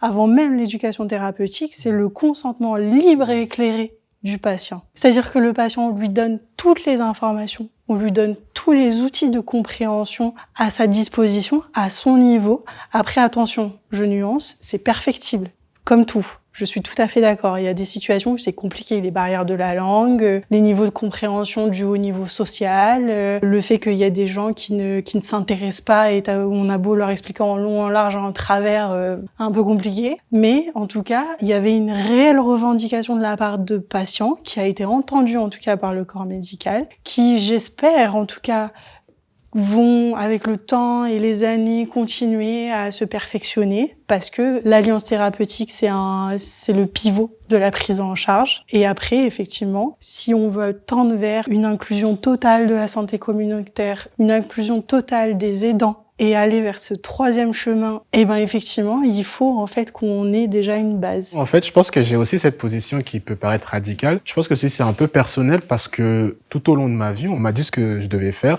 et surtout, on m'a toujours dit, fais ça et tu verras, tu iras mieux.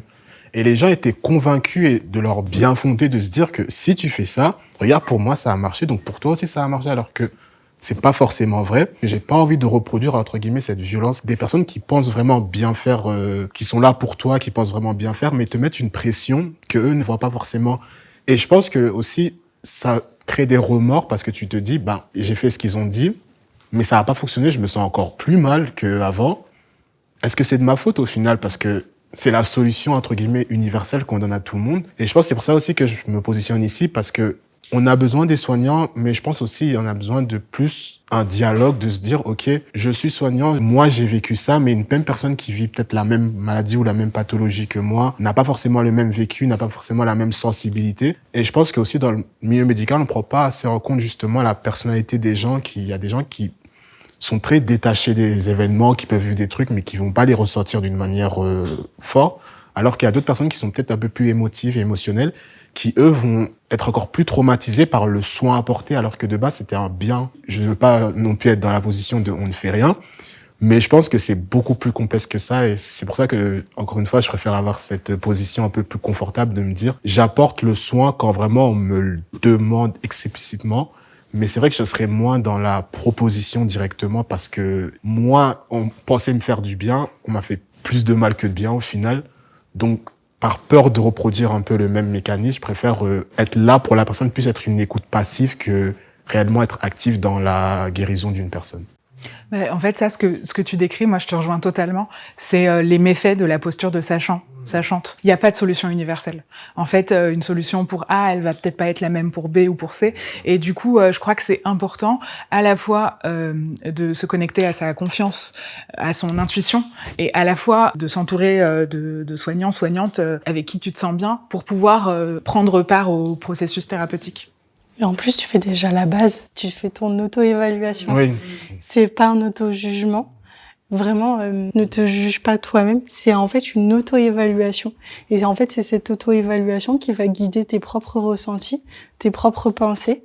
Et c'est comme ça que tu vas pouvoir évoluer toi-même vers ton propre soin déjà. Mais du soin peut ne pas être du soin, en fait. C'est ça qui est assez paradoxal. Dans la mesure où il y a du soin qui peut être déresponsabilisant, culpabilisant. Quand je vous parlais de l'éthique du care, c'était vraiment d'être attentif aussi à ça et à l'expérience, effectivement, de la personne. à laquelle on adresse ce soin. Donc ne pas le déresponsabiliser, mais en même temps reconnaître sa vulnérabilité. Donc c'est tout un équilibre, et effectivement l'écouter, être attentif, ensemble, comme dirait la SNCF. Voilà. Ma meilleure expérience de soins a eu lieu avec...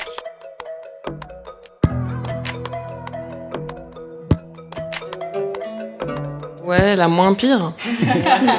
J'ai pas l'impression que dans les rapports médicaux que j'ai pu avoir, j'ai été soignée. Vraiment. C'est pour ça que j'ai eu envie de devenir thérapeute. Et en plus, le fait d'avoir bifurqué vers cette voie-là, et c'est pour ça que tout à l'heure je parlais un peu d'injonction et d'obligation, j'ai le droit d'être soignée, mais j'ai pas l'impression que ce soit vraiment réellement déjà arrivé. Et je trouve que justement, en tant que femme noire, on va être dans le care, on va devenir soignante. Même si on a envie de le faire, même si on a une empathie naturelle, ça répond à des besoins qui sont criants. C'est une expérience de survie. C'est pour ça que je réclame peut-être là le droit d'être soignée. Je me suis mise là parce que j'ai pas été malade moi-même au point de devoir juger mon expérience. Ça a toujours été très standard, mais les grosses maladies de mes proches, je pense que la meilleure expérience, c'est quand mon neveu a été greffé et qu'ils nous ont appelés pour nous dire qu'il y avait le greffon. C'était un lendemain de 31 décembre. On a été dans toute la famille, on était 20 personnes à Necker. On a attendu, vraiment, c'est ma meilleure expérience. Je peux pas dire autre chose. C'est pour ça que je me mets là avec les médecins. Moi, j'ai beaucoup hésité parce qu'en vrai, c'est vrai que j'ai pas eu vraiment l'occasion d'avoir affaire à des médecins. Mais je pense que je me mettrais là tout simplement parce que j'ai été réanimé après un arrêt cardiaque. Donc, je pense que si justement il n'y avait pas ces médecins, je serais pas là devant en train de vous parler. Donc, pour moi, c'est la meilleure expérience que j'ai eue parce que du coup, ça m'a ramené à la vie, entre guillemets. Ma meilleure expérience de soins, le truc c'est que je l'ai compris en tant que soignante, en étant infirmière, qui plus est infirmière militaire, qui plus est secouriste, qui plus est étudiante sage-femme, mais je cumule les bonnes expériences ou les très bonnes expériences et fort heureusement. Je dirais que la meilleure, c'est la résilience d'une patiente dont je me souviendrai, je pense, à vie. Je travaillais en chirurgie orthopédique et plastique dans un grand centre hospitalier. Et en fait, on a eu écho du service de réanimation qui nous a dit vous avez vos chirurgiens qui sont sur la table de bloc opératoire, puisque ça a mobilisé littéralement tous les chirurgiens disponibles, orthopédiques, plastiques, vasculaires, sur cette patiente-là. Je me permets de raconter son histoire parce qu'elle a fait des témoignages. Donc si elle se reconnaît, elle aura aucun problème avec ça. Elle travaillait en usine, elle était chef en usine. L'un de ses employés a eu un problème, donc elle était au téléphone, elle a fait tomber son téléphone portable face à une machine un peu comme ça avec des écrous. Et elle a eu le réflexe que la majorité des gens ont. Elle a mis le bras pour aller récupérer le téléphone et donc son premier bras a été pris dans la machine. Et donc elle a eu le réflexe de vouloir enlever son bras, sauf que le deuxième bras a été pris. Donc vous comprenez mieux pourquoi on nous a dit littéralement cette patiente-là, elle monopolise tous les chirurgiens, on fait tout ce qui est possible, mais bon, on n'y croit pas trop. Et cette patiente-là, je l'ai revue, désolée pour l'émotion, je l'ai revue du coup l'année dernière. Et elle a tenu à me revoir. On s'est donné rendez-vous pour manger un morceau ensemble. Et cette patiente-là, elle a fait toute la rééducation nécessaire pour se servir de ses pieds à la place de ses mains. Et elle était toute contente de m'annoncer qu'elle était enceinte de son premier enfant, qu'elle avait eu toutes les phases de reconstruction. Donc malheureusement, là où elle a été amputée de ses bras, et c'était pas possible de lui mettre des bras articulés. Mais elle a pu retrouver une reconstruction un peu plus féminine pour son image à elle, où on lui a reconstruit sa poitrine. Et son conjoint qui est devenu son aidant. Ils ont poursuivi leur projet en ayant leur premier enfant. C'est ma meilleure expérience en tant que soignante. Et en tant que patiente, je me suis aussi mise du côté personnel paramédical puisque j'ai dû attendre d'avoir 33 ans et de vivre une rupture sentimentale compliquée sur mon précédent conjoint qui, au final, s'est posé la question de savoir si un enfant métis qui lui ressemblerait ou pas à cause de la couleur de peau, etc. J'ai dû aller consulter un psychologue. Parce qu'effectivement, j'avais ce biais un peu de j'ai pas envie d'aller voir un médecin, j'ai pas envie qu'on me donne des traitements, je sais clairement que je suis dans le trou. Donc j'ai été voir exprès psychologue, puisque les psychologues n'ont pas le droit de prescrire de médicaments. Et en fait, c'est la première qui a pointé du doigt en me disant « On va revenir déjà au fait que vous êtes l'aîné de votre famille et que vous êtes une fille. » Et qu'en fait, sur vos histoires avec les gens en général et les hommes notamment, il y a des biais et des constructions que vous avez mis qui font qu'on doit tout déconstruire pour tout reconstruire d'une manière beaucoup plus saine. Moi, je me suis mis là hyper rapidement. La première expérience à laquelle j'ai pensé, qui est une expérience, je dirais même plus que ma meilleure expérience, qui est une expérience de soins merveilleuse, ça a été un cercle de parole en non-mixité, pendant lequel j'ai entendu des vécus qui résonnaient avec les miens, pendant lequel j'ai pu partager des connaissances et entendre des connaissances de d'autres personnes qui m'ont permis un processus de politisation de ce que c'est que le soin, la santé, le bien-être. J'en suis ressortie vraiment super empouvoirée avec le sentiment de sortir d'un isolement. Je me suis sentie vraiment transformée par cette expérience. Du coup, ça s'est fait dans le cercle des relations interpersonnelles et militantes. Mais j'ai aussi pensé à une magnifique expérience d'amour inconditionnel que j'ai vécue, qui est la personne avec qui je partage ma vie aujourd'hui et dont je me rends compte que ça a été du soin et que ça a été réparateur à plein de niveaux. Et puis, j'ai cette immense chance avec la pratique de mon métier en tant que thérapeute de vivre des expériences de soins continues. J'ai beaucoup parlé de l'importance pour moi de pas considérer le processus de soins comme un truc descendant de la personne sachante à la personne qui reçoit les soins. Et tous les jours, j'essaye d'être dans une relation d'égal à égal avec les personnes que j'accompagne et je me dois de reconnaître que en me faisant confiance, en m'honorant de leur confiance et en se réparant devant mes yeux, elles m'aident à me réparer aussi moi. Merci pour ton témoignage, parce que je me retrouve pas mal aussi dans ce que tu dis. Finalement, c'est une relation. Donc c'est important que les deux personnes reconnaissent en fait ce soin. Il y a un courant assez intéressant qui est la sociologie clinique. L'idée, c'est de resituer les personnes dans l'échiquier social. Par exemple, c'est Vincent de Goljac qui a mis ça en place, c'est un sociologue clinicien du coup, qui a travaillé avec les familles des terroristes pendant les attentats. Et en fait, ces familles-là, elles étaient tellement frappées par la honte qu'il a fallu vraiment resituer les parcours, retracer les trajectoires, etc., les resituer dans un contexte spécifique de l'adolescence sous Mitterrand à des politiques structurelles qui vont déstabiliser les jeunes dans leur parcours, etc. Et finalement, c'est redonner du sens à une expérience vécue qui peut être traumatique, etc. Et je pense que je me suis appliqué un petit peu ces principes-là à moi-même, et ça m'a fait beaucoup de bien. Et par ailleurs, je vous le disais, ma mère, elle est d'origine du Vietnam, et au Vietnam, ils font de la très bonne nourriture. Et je me régale avec les feux, les bobounes, tout ce que vous voulez, vous voyez. Et la nourriture me soigne énormément. Je sais qu'il a fallu que j'apprenne à cuisiner moi-même pour apprendre aussi à être dans un rapport thérapeutique à soi-même et aux autres, parce que du coup, manger, c'est aussi social. Merci, maman. Merci si tu m'entends. Pas que ma mère, parce qu'il y a aussi ma grand-mère qui est une très fine cuisinière, mon père qui s'y est mis parce qu'il s'est bien aperçu que ça faisait du bien, etc. Ma santé a influencé ma sexualité.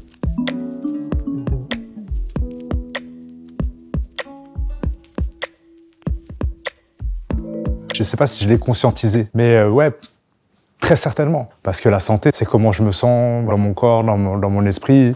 Et donc forcément, ça va influencer sur pas que ma sexualité, sur l'ensemble de mes comportements de santé. Mes consommations, en fait, un peu de tout, quoi. Pour moi, c'est circulaire.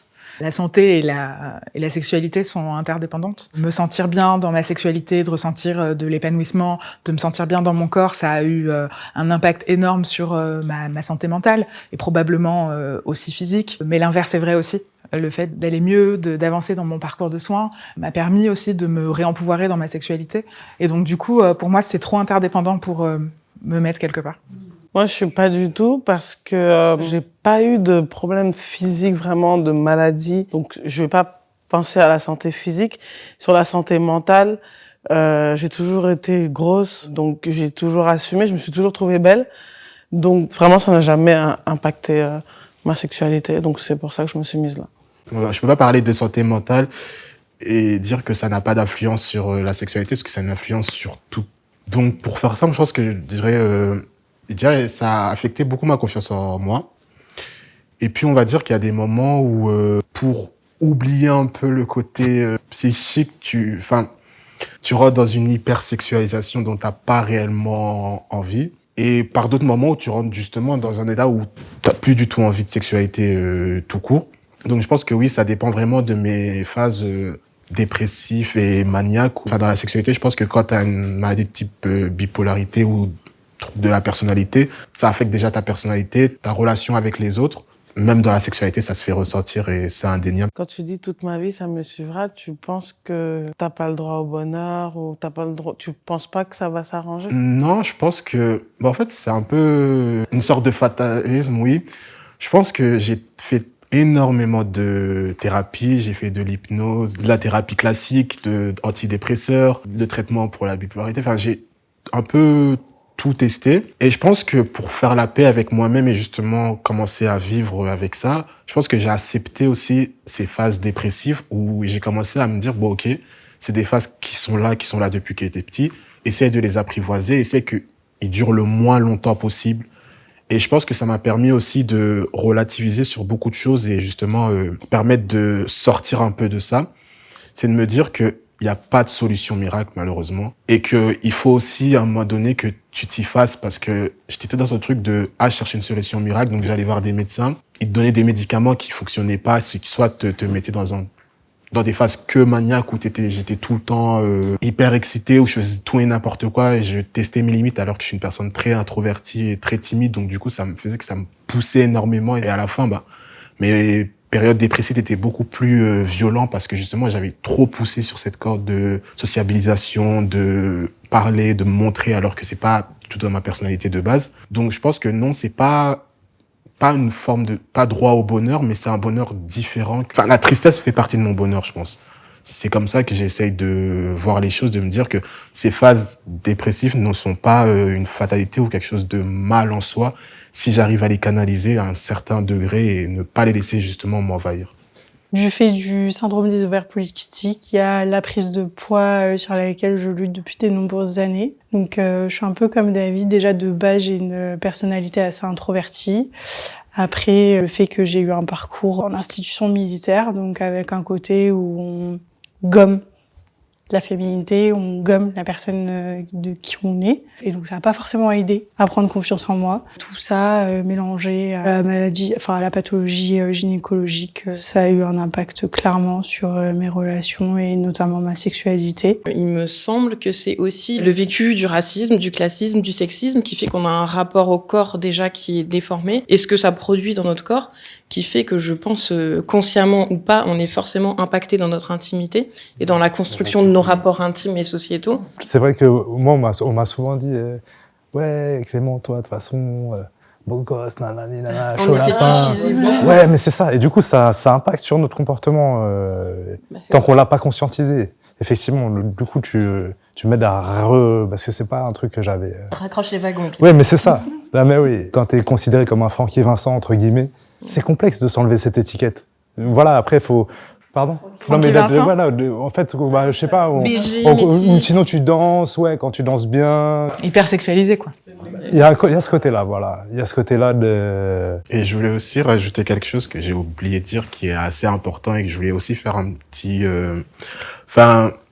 J'ai perdu mes mots, mais je vais me lancer. En gros, ce qui m'a amené aussi à ces santé mentale, c'est aussi j'ai vécu du coup de mes 3 ans jusqu'à mes 6 ans des abus sexuels répétitifs. Et je pense que aussi ce que je voulais, c'est vraiment sensibiliser les gens à en parler, parce que je sais que j'en ai pas parlé justement, parce que pas que j'avais honte, mais je pense que le viol, on en parle de plus en plus, mais quand c'est un homme qui se fait abuser sexuellement, il y a ce tabou de se dire que ah mais non, t'es un homme, les hommes ça se fait pas abuser sexuellement. Et donc du coup il y a aussi ce truc où ça a aussi joué sur ma sexualité, parce que du coup c'est pas exactement où te placer, parce que tu te dis est-ce que réellement c'est une envie qui est venue là ou c'est des traumas qui restent et qui te disent tu rentres dans une hypersexualisation parce que justement t'as connu ça et ça a été un peu normalisé dans mon enfance. Et donc du coup oui, je voulais juste vraiment sensibiliser aux gens que c'est pas une honte et que si vous êtes victime d'abus sexuels ou de n'importe quel abus, que ce soit physique, qu'il faut en parler, que même si vous êtes un homme et que même si on vous dit que non, un homme, tu devrais être limite content, non, c'est pas normal et il faut en parler, que c'est normal que ça vous détruise et que ces sentiments sont valides. C'est ce que je voulais dire. Je crois que notre santé s'améliore et le monde Je avec. crois. C'est pas je veux croire. On est croire et c'est pour avoir de l'espoir. Bah, là, non, je ne crois pas que notre santé s'améliore parce que, allez, on commence par l'industrie alimentaire. On nous gave, ensuite on nous ramène vers l'industrie pharmaceutique, ensuite on nous ramène vers... Enfin, ça ne va pas du tout. On mange mal, on respire mal. Mais je pense que ce n'est pas une malédiction, c'est pas fatal, comme tu disais tout à l'heure. Avec une prise de conscience, avec la sensibilisation, ça peut s'améliorer. Si on me met du poison, du cyanure dans un verre pour que je le boive, je ne vais pas vouloir le boire. On est d'accord, ça va me détruire. Et pourtant, c'est ce que je fais au jour le jour. Et je pèse mes mots avec beaucoup d'aliments que je mange. Mais en même temps, j'ai besoin de ces aliments parce que quand je vais mal dans ma tête, il n'y a pas de figure de soins adaptée à ma problématique, avec ma charge mentale, avec tous mes petits problèmes. Et la meilleure figure de soins, c'est le chocolat. Donc, j'ai espoir que... Dernièrement, j'ai vu une personne qui m'a expliqué que il faut que j'arrête de me noyer dans la nourriture pour aller mieux. Et que ça va m'aider à reprendre le pouvoir sur mes émotions. En essayant de comprendre et d'appliquer ça, je me rends compte que effectivement, tout n'est pas à rejeter, tout n'est pas à qualifier de grossophobie. Mais c'est vrai qu'en faisant attention, en perdant un petit peu de poids, j'irai mieux.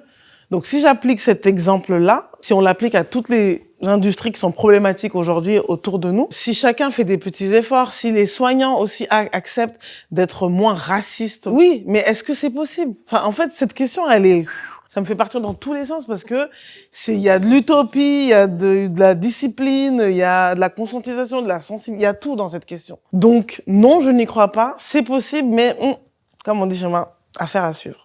Malgré tout, je suis optimiste. Je pense qu'effectivement, notre monde va mal. Pour autant, il y a une volonté de plus en plus grande d'aller mieux. Il y a un partage des savoirs, une prise de conscience politique de ce que sont les dynamiques d'oppression. Chaque jour, la définition du soin, de la santé se renouvelle et s'enrichit. Je rencontre dans ma pratique beaucoup de choses qui me donnent de l'espoir.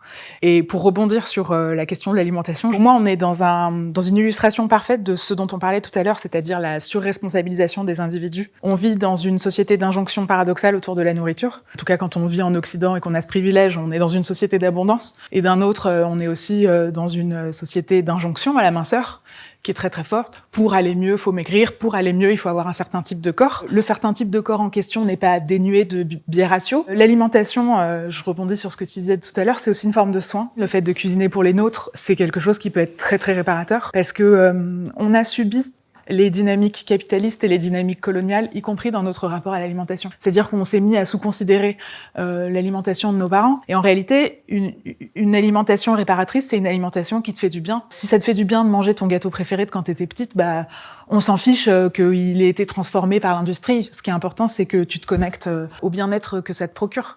Et du coup, ce qui me pose problème dans tous les discours cacophoniques autour de l'alimentation, c'est que aujourd'hui, on surresponsabilise l'individu. On fait croire aux gens que c'est une question de volonté, alors qu'il y a tout un contexte autour de nos comportements alimentaires. Il y a aussi une dénonciation très unilatérale et à mon sens très hypocrite, qui est que on dénonce la malbouffe, mais on dénonce jamais l'industrie faramineuse de la minceur, qui n'a aucun intérêt à ce qu'on se sente bien dans nos corps et dans nos peaux. La minceur, aujourd'hui, c'est une industrie qui, juste en France, génère 3,5 milliards de bénéfices par an. On est à 117 € la minute, juste en vente de conseils régime et de produits régime en tout genre. Et est-ce que je me sens mieux dans ma peau quand je compte toutes les calories sur ce que je mange? Quand j'y pense toute la journée, soit j'ai peut-être perdu les 5, 10, 15, 20 kilos qui m'ont permis de me sentir mieux avec, mettons, mes articulations, mais psychologiquement, à quel endroit je suis?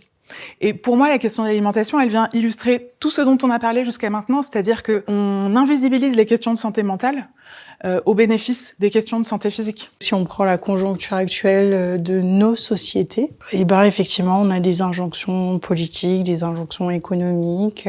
Donc oui, il y a un versant assez négatif, assez pessimiste, et on a envie de le teinter, de le saupoudrer de on a espoir que. Mais d'un autre côté, il y a des gens qui, parce qu'ils sont face à des situations, parce que justement ils n'ont pas d'interlocuteur, ils n'ont pas d'outils, ils n'ont pas de solution, ces gens-là se motivent, ces gens-là perdurent, ces gens-là travaillent, ces gens-là partagent. Et c'est pour ça que moi je crois que notre santé va s'améliorer et le monde avec, parce que tant qu'on aura toujours des gens qui seront là pour se battre et pour partager, pour témoigner, et ben on peut que aller vers du mieux. Je vais essayer de pas être pessimiste, mais je dirais que on est dans une société qui n'est pas propice à une bonne santé mentale pour moi. Je pense qu'on est dans une société qui est beaucoup trop restrictive et qui impose toujours plus. Ce qui me fait moins peur, c'est que, je vois ma génération et je vois aussi ma petite sœur, qui est 10 ans plus petite, et je vois déjà leur discours. L'enfant se perd de plus en plus et on est de plus en plus tôt confronté à des réalités que nos grands-parents ne seront jamais confrontés à cet âge-là.